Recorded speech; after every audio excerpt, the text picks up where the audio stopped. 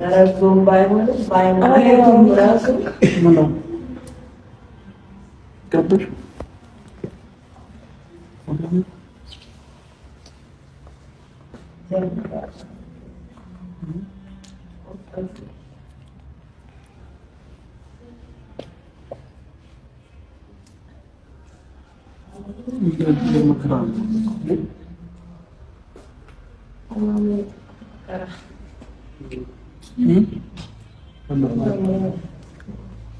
በአስር ደቂቃ ልዩነት ምናምን እንደዚህ ያደርጋታል።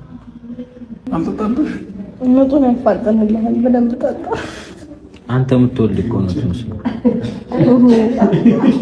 ጉድ እኮ ነው እንዲያግዛት